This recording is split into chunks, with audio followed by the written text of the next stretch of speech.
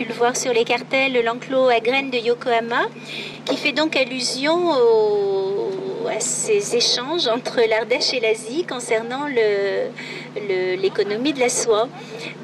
Donc j'avais déjà utilisé les bambous et puis la couleur rouge qui fait partie donc d'une grande partie de mon travail. Donc c'était une manière, par le matériau et la couleur, de faire aussi des références à l'Asie et de renforcer, comme je le dis, cet échange entre l'Ardèche et l'Asie. À l'intérieur de l'enclos, vous verrez 3 énormes boîtes perforées d'un petit dessin qui reprend les boîtes dans lesquelles les graineurs allaient chercher les œufs de verre à soie, parfois jusqu'à Yokohama, enfin en tout cas très souvent au Japon. Et donc il y avait ces petites boîtes en carton étaient fabriquées de l'autre côté du Rhône, à Valréas. Si vous allez au musée du cartonnage à Valréas, vous en verrez beaucoup, mais je sais que beaucoup d'entre vous en ont aussi dans la cave ou le grenier ou dans les tiroirs. Et ces boîtes étaient donc perforées avec des motifs souvent très simples, mais des motifs décoratifs stylisés, et sous les petits trous qui permettaient aux œufs de ne pas mourir, même s'il en mourait beaucoup pendant le voyage. Il y avait une gaze de tarlatane, enfin une petite trame qui permettait de ne pas faire tomber les graines et de les laisser respirer quand même. Donc j'ai eu l'idée d'utiliser, de détourner un instrument, un outil que tout le monde connaît, qui est le tamis, puisqu'il y avait donc une trame toute prête, et puis c'était une boîte ronde, quoi. Donc on a couvert ce tamis, on a mis un couvercle perforé, donc qui fait référence à la boîte. Disons que tout ce qui tourne autour de la sériciculture m'intéresse beaucoup, parce que j'ai déjà d'une part une double formation, puisque après mon diplôme aux Beaux-Arts, c'était pas très évident de vivre de mon travail, donc j'ai fait une formation patrimoine. Avec cette double formation, j'ai à la fois un intérêt pour le bâti et pour le fluvial, pour le textile, donc voilà, ça fait un petit peu un lien que je peux regrouper ici. Enfin, ce qui m'intéresse plus particulièrement ici, c'est ces espaces cultivables qui viennent se coincer dans l'habitable, quoi, dans le bâti. Et donc en grimpant dans le village, il y a toujours ces petits jardins là qui sont accrochés aux maisons, moi qui m'intéressent beaucoup. Et puis quand on se penche vers la rivière, il y en a un là qui m'attendait en fait. Il était tout à fait dans les proportions de la pièce que j'avais proposée. Mais je remercie beaucoup Gilles voilà, d'avoir accepté de prêter cet espace qui proportionnellement convient beaucoup à ma pièce. Et puis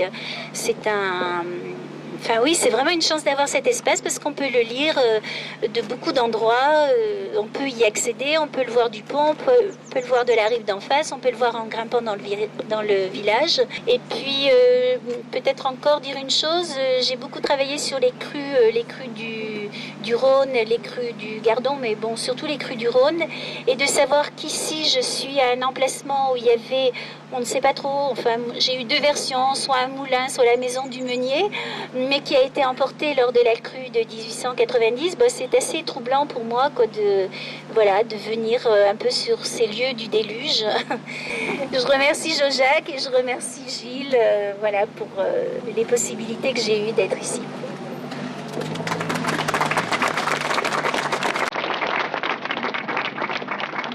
Donc on va maintenant monter par les escaliers, on va traverser le vieux village de Chastelat pour aller voir la pièce de Yorga qu'on aperçoit un petit peu d'ici.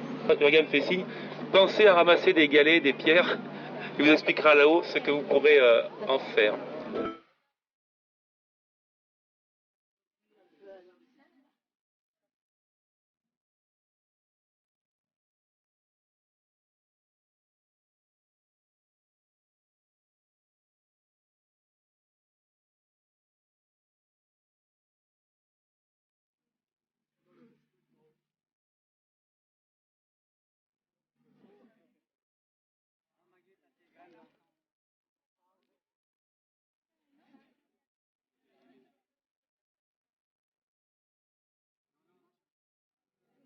J'imaginais une clairière, une orée de forêt avec un point de vue, ou un espace avec un peu de bâti, mais en même temps un peu à l'écart.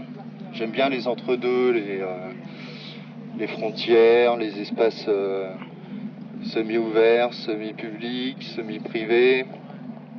Et quand j'ai vu ce rocher d'en face, là-bas, du château de Rochemur, je me suis dit, ouais, c'est là que ce serait vraiment l'idéal.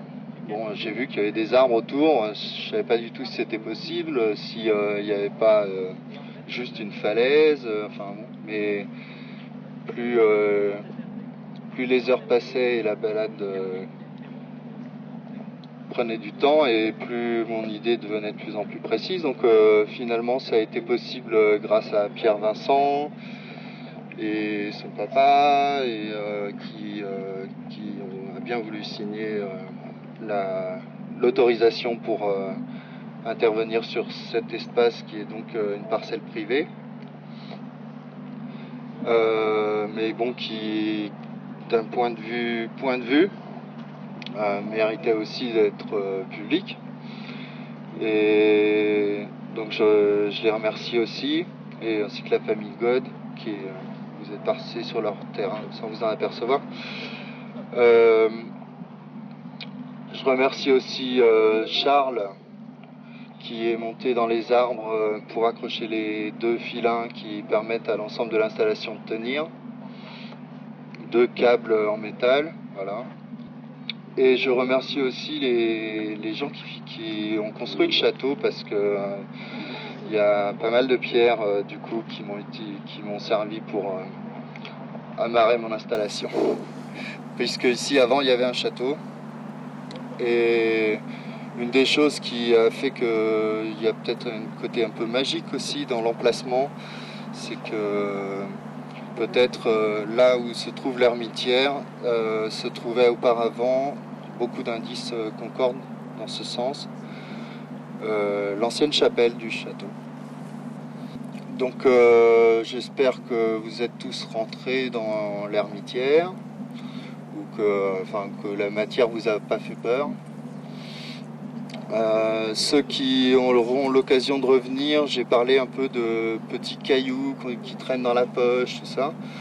Donc j'aime bien l'idée que les gens voyagent avec des cailloux qu'ils amènent d'en bas, de la rivière ou d'en face du volcan, et qu'au moment où ils passent ici, ils le déposent dans un des petits volcans que j'ai mis tout au fond. Et parce que j'aime bien cette idée-là d'un caillou qui a peut-être mis 5000 ans à descendre ici, et puis qu'en 5 minutes on le remonte et ça c'est reparti. Voilà. Et voilà, si vous avez des questions. Ah oui, quelqu'un me demandait c'est fait en quoi, s'il y a des sacs plastiques, tout ça. Tout est fait en scotch avec donc des rouleaux de scotch de 5 cm de large, du polypropylène. Il y a environ 14 km 400 de scotch et quelque chose comme presque 2 km de cellophane. Bon, ça veut rien, ça vous dit pas grand chose, juste je les ai dans les épaules, quoi. Et bon, pour moi, ces rouleaux, c'est un peu comme le fluide de soie de l'araignée ou du